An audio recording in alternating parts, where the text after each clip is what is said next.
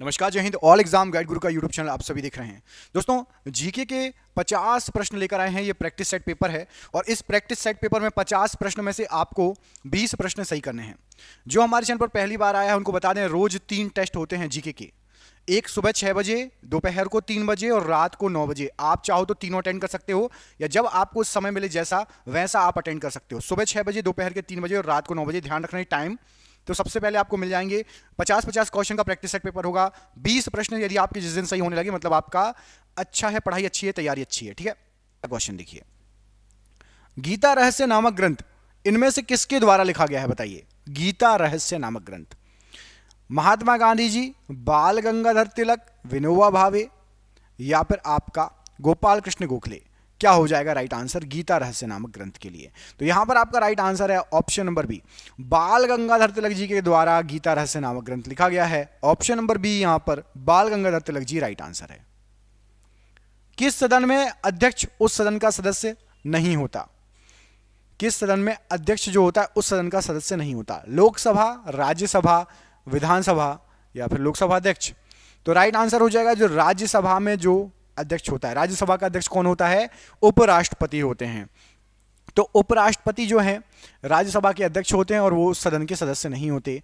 आपको कमेंट करके बताना है हमारे देश का अभी राष्ट्रपति कौन है। फिलहाल देश का राष्ट्रपति कौन है? आप इस क्वेश्चन का आंसर आपको पता होगा, मुझे याद है, तो प्लीज कमेंट करके बताइए। सभी को पता होना चाहिए। यदि आप एग्जाम की तैयारी कर रहे हो तो पीएम, सीएम, राष्ट्रपति वगैरह तो याद होना चाहिए। राष्ट्रपति कौन है कमेंट करके बताना है, ठीक है। नायक समिति का संबंध किससे है? यदि आप लोगों में से किसी ने सुना है नायक समिति का नाम, लघु उद्योग, कुटीर उद्योग, भारी उद्योग, क्या हो जाएगा राइट आंसर? तो याद रखना नायक समिति जो संबंधित है ये लघु उद्योग से संबंधित है। इनका नाम बहुत फेमस है, एग्जाम में आ चुका क्वेश्चन है। नायक समिति का संबंध लघु उद्योग से है। अगला प्रश्न है कि निम्नलिखित इतिहासकारों में किसने अकबर को इस्लाम का शत्रु कहा था? बताओ भैया। अकबर को इस्लाम का शत्रु किसने कहा था? यहां पर आपको जो नाम दिख रहे हैं, अब्बास खां, सरवानी, बदायूनी, अहमद या फिर मीर अलाउद्दीन, इनमें से किसके द्वारा कहा गया था अकबर को इस्लाम का शत्रु? तो बदायूनी ने बोला था। ऑप्शन नंबर बी यहां पर राइट आंसर हो जाएगा। बदायूनी ने अकबर को इस्लाम का शत्रु कहा था। ऑप्शन नंबर बी यहां पर राइट आंसर हो जाएगा। अगला क्वेश्चन है कि राष्ट्रपति को कौन सहायता एवं मंत्रणा देता है? इनमें से राष्ट्रपति को सहायता एवं मंत्रणा कौन देता है? बताओ। उपराष्ट्रपति, राज्यपाल, मुख्यमंत्री या संघीय मंत्रिपरिषद? तो राष्ट्रपति को संघीय मंत्रिपरिषद जो है सहायता दे सकती है या मंत्रणा दे सकती है। ऑप्शन नंबर डी यहां पर संघीय मंत्रिपरिषद प्रश्न के लिए बिल्कुल सही आंसर हो जाएगा। इस क्वेश्चन के लिए एग्जाम में कई बार पूछा गया ये क्वेश्चन है। अगला क्वेश्चन देखिए। बंगाल का द्वैत शासन कब से कब तक चला था? बंगाल में जो द्वैत शासन चला था उसका समय बताना है। तो आप में से कई लोगों को याद नहीं होगा, मैं सीधे बता देता हूं, इसको याद कर लो, रट लो। जिसको याद है अच्छी बात है।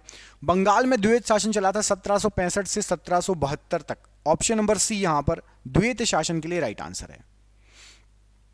अगला क्वेश्चन है कि चित्रा जो उपन्यास है किसके द्वारा लिखा गया? बहुत फेमस उपन्यास है ये, एग्जाम में कई बार आ चुका है। चित्रा नामक जो उपन्यास है इनमें से किसके द्वारा ये लिखा गया है? नाम आप पढ़ लीजिए। शरद चंद्र चटर्जी, बंकिम चंद्र चटर्जी, रविंद्रनाथ टैगोर या ताराशंकर बंदोपाध्याय? बहुत इजी आंसर है। आंसर है Rabindranath Tagore ji, option number C. इनके द्वारा चित्रा नामक उपन्यास लिखा गया है। Option number C Rabindranath Tagore प्रश्न के लिए बिल्कुल सही आंसर हो जाएगा। अगला प्रश्न देखिए। वल्लभ भाई पटेल को सरदार की उपाधि उनकी कुशल संगठन क्षमता के कारण किस आंदोलन के दौरान दी गई? सरदार की उपाधि वल्लभ भाई पटेल को कब मिली थी? बताइए। खेड़ा सत्याग्रह, बारदौली सत्याग्रह, नमक सत्याग्रह या व्यक्तिगत सत्याग्रह? तो जो सरदार की उपाधि मिली थी वल्लभ भाई पटेल जी को, यहां पर आपको जो ऑप्शन दिए गए हैं राइट आंसर हो जाएगा। ये मिली थी बारदौली सत्याग्रह के समय। ऑप्शन नंबर बी, बारदौली सत्याग्रह के समय वल्लभ भाई पटेल को सरदार की उपाधि मिली थी उनकी कुशल संगठन क्षमता के कारण। ऑप्शन नंबर बी बारदौली सत्याग्रह राइट आंसर है। अगला क्वेश्चन है कि किसके द्वारा यह व्यक्त किया गया कि भारतीय संविधान भारतीयों की इच्छा अनुसार होगा? भारत का जो संविधान है वो भारत की इच्छा अनुसार होगा, ये किसके द्वारा व्यक्त किया गया? तो यहां पर आपको जो ऑप्शन दिए गए हैं इसमें से महात्मा गांधी जी ने यह बोला था कि हमारे देश का संविधान जो है हमारे देश के लोगों की इच्छा अनुसार होगा। ऑप्शन नंबर यहां पर आपका ए राइट आंसर हो जाएगा। किसने भारतीय राष्ट्रीय कांग्रेस के कराची अधिवेशन 1931 ईस्वी की अध्यक्षता की थी? तो भारतीय राष्ट्रीय कांग्रेस का जो कराची अधिवेशन हुआ था उसकी जो अध्यक्षता की गई थी, ये की गई थी, यहां पर आपको जो नाम दिए गए हैं इसमें से वल्लभ भाई पटेल के द्वारा। ऑप्शन नंबर डी पढ़िए, वल्लभ भाई पटेल, इनके द्वारा अध्यक्षता की गई थी। ऑप्शन नंबर यहां पर डी राइट आंसर हो जाएगा, वल्लभ भाई पटेल। अगला क्वेश्चन देखिए, इसमें क्या पूछा गया आपसे। दोस्तों देख रहे हैं क्वेश्चन कितने अच्छे हैं, ये आपके एग्जाम में पिछले कई सालों से पूछे जा रहे हैं। जिस एग्जाम की आप तैयारी कर रहे हैं, हमने आपके लिए 10,000 जीके जीएस के एमसीक्यू क्वेश्चन आंसर बनाए हैं। 10,000 जीके जीएस के क्वेश्चन आंसर जो एमसीक्यू के फॉर्मेट में 4 ऑप्शन में, जो कि आप जो एग्जाम तैयारी कर रहे हो उसमें आ सकते हैं, 100% चांसेस है आने के। और वो क्वेश्चन आंसर पीडीएफ है, और पीडीएफ सबको व्हाट्सएप पर मिल जाएगी।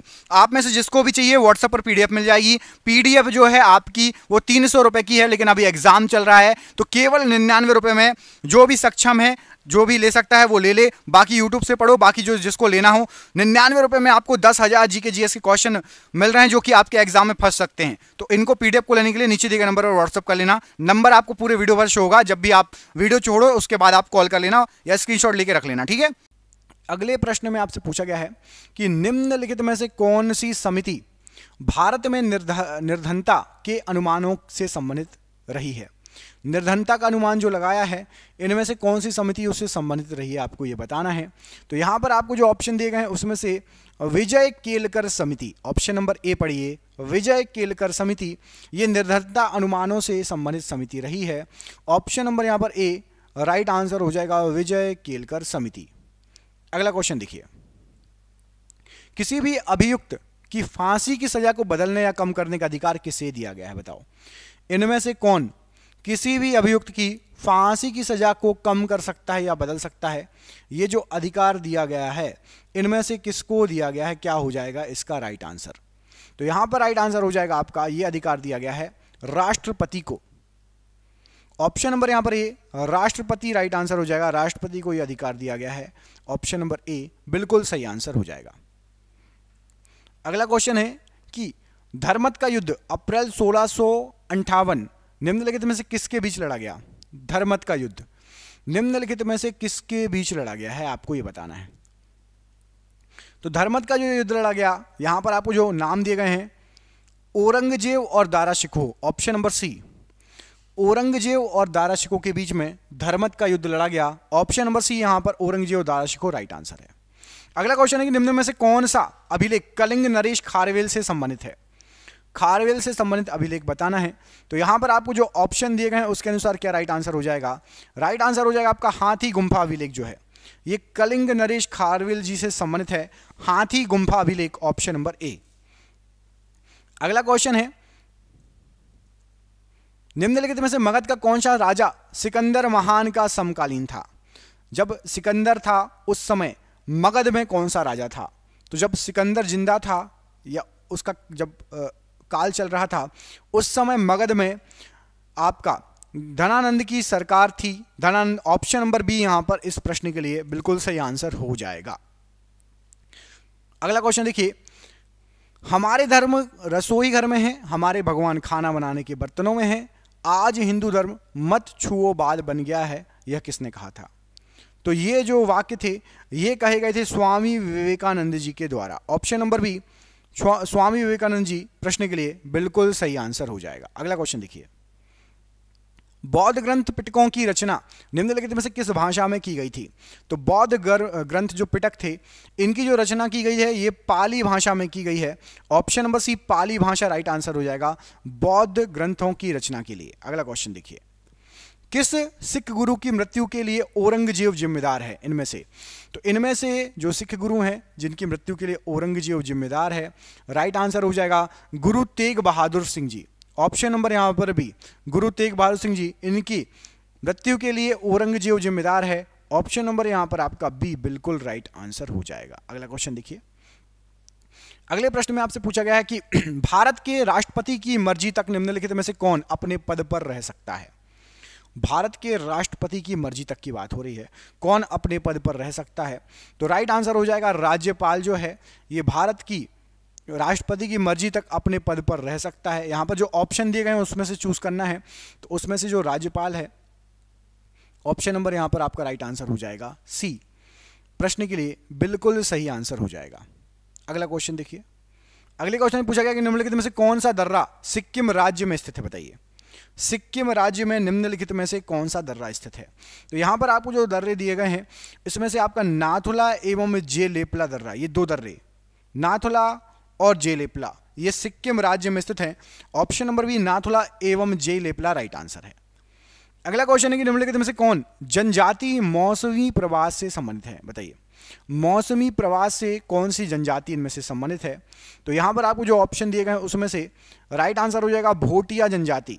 ये आपकी जो भोटिया जनजाति है ये मौसमी प्रवास से संबंधित है, मतलब अलग अलग मौसम में अलग अलग जगह जा जाकर रहते हैं, बंजारों का घुमक्कड़ का जीवन व्यतीत करते हैं, ऐसा समझ लीजिए। अगला क्वेश्चन है कि कपिलधारा जलप्रपात किस नदी पर स्थित है? बताइए, कपिलधारा जलप्रपात ये किस नदी पर स्थित है? यहां पर जो ऑप्शन दिए गए हैं उसमें से तो राइट आंसर हो जाएगा कपिलधारा जलप्रपात, ये आपका नर्मदा नदी, ऑप्शन नंबर सी नर्मदा नदी पर स्थित है कपिलधारा जलप्रपात। ऑप्शन नंबर सी बिल्कुल सही आंसर हो जाएगा इस प्रश्न के लिए। अगला क्वेश्चन, निम्न में से कौन सा युग्म सही नहीं है? बताओ भैया, कौन सा शहर और प्रदेश का युग्म दिया गया है सही नहीं है? तो मैं आपको पहले सीधे गलत वाला बता देता हूं। देखो, झांसी मध्य प्रदेश लिखा है, गलत है। झांसी आपका पड़ता है उत्तर प्रदेश में, झांसी पड़ता है उत्तर प्रदेश में, झांसी गलत दिया गया है। मदुरै तमिलनाडु में है, बिल्कुल सही है। हरिद्वार उत्तराखंड और अलवर राजस्थान, बाकी सभी सही दिए गए हैं। अगला क्वेश्चन देखिए, इसमें पूछा गया है कि भारत के पश्चिमी तट का उत्तरी भाग किस नाम से जाना जाता है? पश्चिमी तट का जो ऊपर का भाग है उत्तरी भाग, उसको किस नाम से जानते हैं?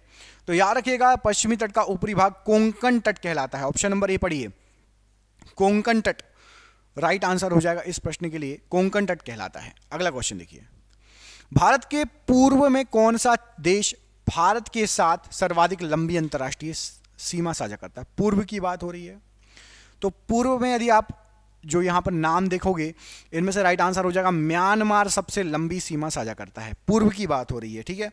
वैसे सबसे लंबी सीमा लगती है बांग्लादेश से, ठीक है, बांग्लादेश से सबसे लंबी सीमा लगती है, लेकिन पूर्व में यहां पर जो ऑप्शन दिए बांग्लादेश तो आपको ऑप्शन में भी नहीं दिया गया है, तो म्यांमार यहां पर राइट आंसर हो जाएगा। ऑप्शन नंबर बी म्यांमार बिल्कुल राइट आंसर है। अगला क्वेश्चन देखिए, ग्रीष्मकाल में आने वाले तूफानों को निम्नलिखित में से किस राज्य में काल वैशाखी के नाम से जाना जाता है? तो ग्रीष्मकाल में जो तूफान आते हैं पश्चिम बंगाल में उनको काल वैशाखी कहा जाता है। ऑप्शन नंबर डी काल वैशाखी कहा जाता है पश्चिम बंगाल में, राइट आंसर हो जाएगा। अगला क्वेश्चन है कि महात्मा गांधी दक्षिण अफ्रीका से भारत किस वर्ष में लौटे थे? तो महात्मा गांधी जी दक्षिण अफ्रीका से जो भारत लौटे थे, यहां पर आपको जो ऑप्शन दिए गए हैं राइट आंसर हो जाएगा आपका 1915 में लौटे थे। ऑप्शन नंबर ए 1915 बिल्कुल सही आंसर है। अगला क्वेश्चन है कि अस्तोमा सदगमय कहां से लिया गया है? अस्तोमा सदगमय कहां से लिया गया है? ऋग्वेद, यजुर्वेद, सामवेद या अथर्ववेद? तो अस्तोमा सदगमय ये आपका यहां पर जो ऑप्शन दिए गए हैं ऋग्वेद से लिया गया है। Option number A Rigveda right answer हो जाएगा अस्तोमा सदगमय के लिए, ठीक है। अगला क्वेश्चन देखिए, इसमें पूछा गया है किस मुगल बादशाह के दुर्भाग्य पर व्यंग करते हुए लेन पूल ने लिखा था कि वह जीवन भर ठोकरें खाता रहा और ठोकर खाकर ही उसके जीवन का अंत हो गया? तो लेन पूल ने ये जो वाक्य कहा था ये हुमायूं के बारे में कहा था। ऑप्शन नंबर सी पढ़िए, हुमायूं। हुमायूं के बारे में ये वाक्य कहा था कि जिंदगी भर ठोकर खाता रहा और मौत भी जो है ठोकर खाकर ही हुई थी उसकी। अगला क्वेश्चन देखिए, एक अच्छे ईंधन के लिए आवश्यक शर्तें इनमें से क्या है? तो एक अच्छे ईंधन के लिए जो आवश्यक शर्तें हैं जो दिया गया है, ऊष्मीय मान उच्च होना चाहिए, ऑप्शन नंबर ए सही है। आसानी से दहनशील होना चाहिए, बी भी सही है। ज्वलन ताप उपयुक्त होना चाहिए, ये भी सही है। मतलब उपरोक्त सभी, ऑप्शन नंबर डी यहां पर राइट आंसर हो जाएगा। एक अच्छे ईंधन के लिए ये सभी गुण जरूरी हैं। किसी द्रव का वाष्पीकरण होने से उसका तापमान पर क्या प्रभाव पड़ेगा? तो कोई भी द्रव यदि वाष्पीकृत होता है तो उसका जो टेम्परेचर है, तापमान है, वह कम हो जाएगा, घट जाएगा। ऑप्शन नंबर बी टेम्परेचर घट जाएगा, राइट आंसर है। डायोड वह युक्ति है जो धारा को, इनमें से क्या सही आंसर हो जाएगा? तो डायोड वह युक्ति है जो धारा को एक ही दिशा में प्रवाहित होने देती है, केवल एक ही दिशा में प्रवाहित होने देती है। डायोड में धारा केवल एक ही तरफ से जा सकती है, याद रखना। या ऐसा भी कह सकते हैं कि एसी को डीसी में बदल देती है, ठीक है। डायोड में जब एक ही तरफ से धारा प्रवाहित होगी तो एसी को डीसी में बदल देगा डायोड, ऐसा भी बोल सकते हैं। पूर्ण विकिरण उत्तापमापी किस सिद्धांत पर कार्य करता है? तो पूर्ण विकिरण उत्तापमापी, राइट आंसर हो जाएगा, ये स्टीफन के प्रभाव पर कार्य करेगा। ऑप्शन नंबर सी पढ़िए, स्टीफन के प्रभाव पर पूर्ण विकिरण उत्तापमापी कार्य करेगा। ऑप्शन नंबर सी यहां पर राइट आंसर हो जाएगा। अगला क्वेश्चन देखिए, हृदय की धड़कन को नियंत्रित करने के लिए निम्न में से कौन सा खनिज आवश्यक है? हृदय की धड़कन को नियंत्रित करने के लिए, तो हृदय की धड़कन को नियंत्रित यदि आपको करना है, यहां पर आपको जो ऑप्शन दिए गए हैं, पोटेशियम ऑप्शन नंबर सी आवश्यक रहेगा हृदय की धड़कन को नियंत्रित करने के लिए। Option number C right answer है। अगला क्वेश्चन देखिए, ऑर्निथोलॉजी में किसका अध्ययन होता है? बताइए, ऑर्निथोलॉजी में इनमें से किसका अध्ययन होता है? तो ऑर्निथोलॉजी में यहां पर आपको जो ऑप्शन दिए गए हैं, पक्षियों का अध्ययन करते हैं। ऑप्शन नंबर ए पक्षियों का अध्ययन होता है ऑर्निथोलॉजी में। ऑप्शन नंबर ए बिल्कुल राइट आंसर है। ऑक्सी श्वसन का अंतिम उत्पाद इनमें से क्या है? तो ऑक्सी श्वसन का जो आखिरी उत्पाद होता है आपका होगा carbon dioxide, CO2। Option number ए यहां पर राइट आंसर है। प्रोग्राम हेतु सर्वप्रथम विकसित की गई कंप्यूटर भाषा कौन सी है?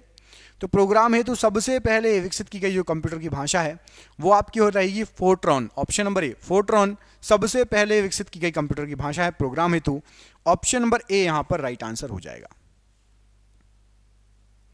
लोकसभा में राज्यवार सीटों का आवंटन 1971 की जनगणना के पर आधारित है। यह निर्धारण किस वर्ष तक यथावत रहेगा? तो 1971 की जनगणना के बाद से अभी तक लोकसभा का जो क्षेत्र है, सीटें हैं, उसको कम ज़्यादा नहीं किया गया। 2026 तक ऐसे ही रहेगा। 2026 के बाद फिर विचार किया जाएगा, तो देखेंगे उसके बाद लोकसभा की सीटें बढ़ती हैं या नहीं। अभी सेम चली आ रही हैं 1971 से अभी तक। निम्नलिखित में से कौन सी योजना भारत सरकार द्वारा आरंभ नहीं की गई? बताइए, भारत सरकार द्वारा आरंभ नहीं की गई है। तो यहां पर आपको जो ऑप्शन दिए गए हैं, वृद्धावस्था पेंशन योजना, भारत निर्माण योजना, कुटीर ज्योति योजना, ऊपर की तीनों चालू हैं, चालू की गई है भारत सरकार के द्वारा।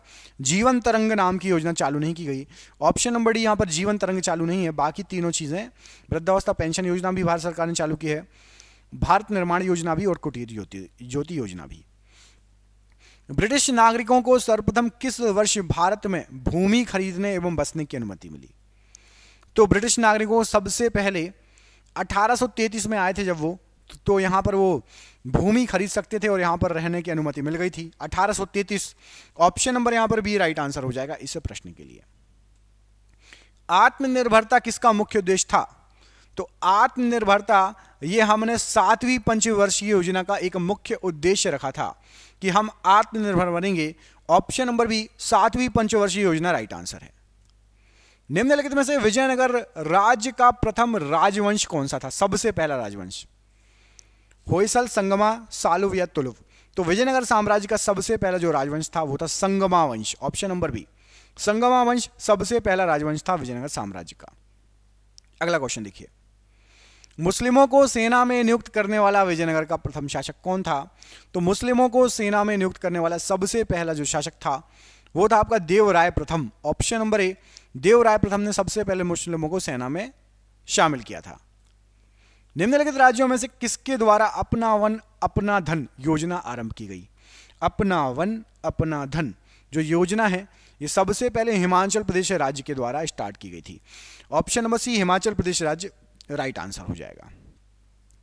अगला प्रश्न है कि समाजवाद का अर्थ इनमें से क्या है? बताओ, समाजवाद का अर्थ इनमें से क्या है? तो समाजवाद का अर्थ होता है आपका सामाजिक न्याय। ऑप्शन नंबर सी सामाजिक न्याय जो है ये समाजवाद का अर्थ है। ऑप्शन नंबर सी यहां पर राइट आंसर हो जाएगा। अगला क्वेश्चन है कि हर्ष के शासनकाल में उत्तर भारत का सबसे महत्वपूर्ण शहर कौन सा था? तो हर्ष के शासनकाल में उत्तर भारत में सबसे जो महत्वपूर्ण शहर था वो था आपका कन्नौज। ऑप्शन नंबर सी कन्नौज सबसे महत्वपूर्ण क्षेत्र था उत्तर भारत का, राइट आंसर हो जाएगा हर्ष के शासनकाल में। 1857 की क्रांति के समय ब्रिटेन का प्रधानमंत्री कौन था? तो 1857 की जो क्रांति हुई थी उस समय ब्रिटेन के प्रधानमंत्री थे आपके Lord Palmerston. Option number D Lord Palmerston 1857 की क्रांति के समय ब्रिटेन के प्रधानमंत्री थे। बंगाल और उड़ीसा में वैष्णववाद को लोकप्रिय बनाने का श्रेय किसे दिया जाता है? तो बंगाल और उड़ीसा में वैष्णववाद को लोकप्रिय बनाने का श्रेय जाता है चैतन्य को। ऑप्शन नंबर ए चैतन्य यहां पर राइट आंसर है। संविधान के किस अनुच्छेद के प्रावधानों के अंतर्गत भारत सरकार द्वारा भारत रत्न, पद्म विभूषण आदि अलंकरण प्रदान किए जाते हैं? तो भारत रत्न, पद्म विभूषण ये सभी अनुच्छेद 18 के अंतर्गत प्रदान किए जाते हैं। खजुराहो के मंदिर का संबंध इनमें से किससे बताइए? खजुराहो के जो मंदिर हैं किससे संबंधित हैं? तो याद रखना खजुराहो के मंदिर शैव संप्रदाय, वैष्णव संप्रदाय और जैन संप्रदाय इन तीनों से संबंधित हैं। तो ऑप्शन नंबर डी यहां पर राइट आंसर हो जाएगा। 1, 2, 3 इन तीनों से खजुराहो के मंदिर संबंधित हैं। आपके लिए सरप्राइज क्वेश्चन है, कमेंट करके आंसर देना है। लास्ट क्वेश्चन है आज का। किसान क्रेडिट कार्ड योजना किस वर्ष शुरू की गई? इसका आंसर आप कमेंट बॉक्स में कमेंट करके बताएंगे कि किसान क्रेडिट कार्ड योजना ये किस वर्ष शुरू की गई थी। कमेंट बॉक्स में इसका आंसर कमेंट करके बताना है। दोस्तों हमने आपके लिए 10,000 क्वेश्चन की पीडीएफ बनाई है। क्वेश्चन आपने देख ही लें कितने शानदार हैं। ये क्वेश्चन आपको कहीं भी और नहीं मिलेंगे। 10,000 क्वेश्चन, इतने सिलेक्टेड क्वेश्चन है। यदि आपको इसकी पीडीएफ चाहिए तो व्हाट्सएप पर आपको मिल जाएगी और फ़ोन पे, गूगल पे, पेटीएम के माध्यम से आप पेमेंट कर सकते हो। 300 रुपये की पीडीएफ है, लेकिन अभी एग्जाम चल रहे हैं इसलिए 99 रुपये में दी जा रही है। आप में से जिसको भी चाहिए नीचे दिए गए नंबर पर आप व्हाट्सएप पर चर्चा कर लेना या फ़ोन पर बात कर लेना।